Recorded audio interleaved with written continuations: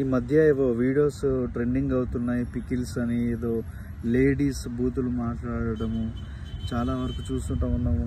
చిన్న పిల్లలు కూడా, స్కూల్కి వెళ్ళే పిల్లలు కూడా బూతులు మాట్లాడడము, చాలామంది క్యాజువల్గా కూడా బూతులు మాట్లాడడము, మదర్ మీద ఫాదర్ మీద అట్లా జోకులు వేసుకోవడము, ఏదో నాకు అనడానికి కూడా రావట్లేదు, అటువంటి బూతులు మాట్లాడడము. అంటే అసలు బూతులు అనేది ఒకసారి మనము ఫోకస్ చేసి చూస్తే ఎందుకు బూతులు మాట్లాడాల్సి వస్తుంది? అసలు బూతులు అనేది ఎక్కువగా దేనికి రిలేట్ అయి ఉంటుంది? మాటలు ఒక మనిషి యొక్క ప్రైవేట్ పార్ట్స్ పైన బూతులు అనేది దానికి లింకప్ చేసి మాట్లాడుతుంటారు, లేకపోతే మదర్ క్యారెక్టర్, ఫాదర్ క్యారెక్టర్ దాన్ని రిలేటెడ్ చేసి మాట్లాడుతూ ఉంటారు.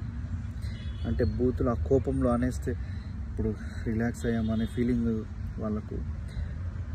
ఎందుకు ఆ ప్రైవేట్ పార్ట్స్తో లింక్ చేసి మాట్లాడాల్సి ఉంటుంది? పార్ట్స్ మాకు మనిషి యొక్క body parts, human being parts ప్రతి ఒక్కరికి ఉంటాయి కదా. మాట్లాడే వాళ్ళకు కూడా మనుషులే, వాళ్ళు కూడా మనుషులే, వాళ్ళకు ఫ్యామిలీ, వాళ్ళ తల్లిదండ్రులు, వాళ్ళకి భార్య, పిల్లలు, వాళ్ళందరికీ కూడా అవే ప్రైవేట్ పార్ట్స్, సేమ్ పార్ట్స్ కదా. ఒక మనిషికి దేవుడు ఆడవాళ్ళకు మగవాళ్ళకి ఓకే డిఫరెంట్గా ఇచ్చి ఉండొచ్చు, బట్ అందరు ఆడవాళ్ళకు సేమ్, అందరు మగవాళ్ళకు సేమ్. ఎందుకు పార్ట్స్ని చులకనగా చేసినట్టు మాట్లాడడము? ఫేస్, మనిషి ఫేస్ ఎంతనో, కళ్ళు, నోస్ ఎలానో, మిగతా పార్ట్స్ కూడా అంతే కదా. స్పెషల్ ఏముంది దాంట్లో? అంతే కదా. దాన్ని ఎందుకు మనిషి కళ్ళకు ఒక డ్యూటీ ఇచ్చాడు, నోస్కి ఒక డ్యూటీ ఇచ్చాడు, ప్రతిదానికి దాని పనులు దానికి ఇచ్చాడు. దానికి చీప్గా ఎందుకు చూడాలి? దేవుడు ప్రతి పార్ట్స్కి ఇచ్చిన పని గొప్ప పనే, ప్రతి పార్ట్స్కి గొప్ప పనే ఇచ్చాడు. దానికి ఒక అంతర్యం ఉంది, దానికి ఒక బ్యూటిఫుల్, మనిషి సృష్టి బ్యూటిఫుల్, ఈ సృష్టి బ్యూటిఫుల్, మనిషి ఇంకా బ్యూటిఫుల్ దేవుడు చేసిన దాంట్లో. సో మనిషికి కావాల్సిన వాటిని మనిషి శరీరంలో సృష్టించాడు. దాన్ని ఎందుకు తక్కువ చేసి చీప్గా చూసి ఏదో ఈజీ. చాలామంది లేడీస్ కూడా మాట్లాడుతున్నారు ఈ మధ్య, వాళ్ళకి అసలు అర్థాలు కూడా తెలియదు, ఆ బూతులకు అర్థాలు మాట్లాడేస్తున్నారు. అసలు ఎందుకు మాట్లాడే? అర్థాలు తెలిసినా కానీ ఎందుకు మాట్లాడాలి?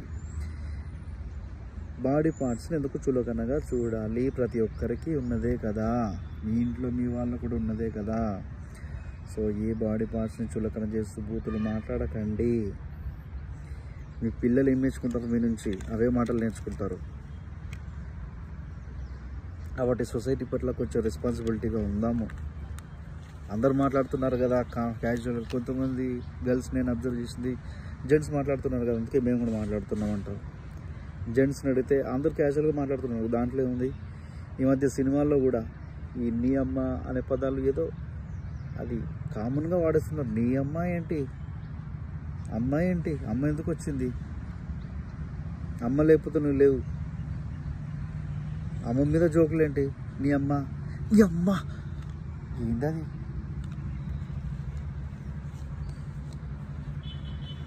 నా అమ్మ అనుకుంటావా? నీ అమ్మ ఎందుకు? అంటే నీ అమ్మ ఒకలాగా, వేరే వాళ్ళ అమ్మ ఒకలాగా.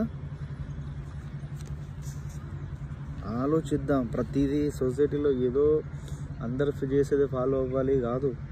నిజమేంటి, సత్యం ఏంటి, ఎలా ఉండాలి, ఎందుకు ఉండాలి, అసలు ఈ జీవితానికి పర్పస్ ఏంటి, మనం మాట్లాడే మాటలకు ఎంత విలువ ఉంది, మనం ఒకటి మాట్లాడితే దానికి ఏం జరుగుతుంది, పరిణామాలు ఆలోచిద్దాం. ఎన్ని రోజులు ఇంకా ఇమ్మెచ్యూర్డ్గా ఉండి? మెచ్యూర్డ్గా ఆలోచిద్దాం. మెచ్యూరిటీ అనేది ఎప్పటికీ రాదు, 100% మెచ్యూరిటీ. దానికోసం ట్రై చేద్దాం, కొంతైనా గెయిన్ చేసుకోవడానికి.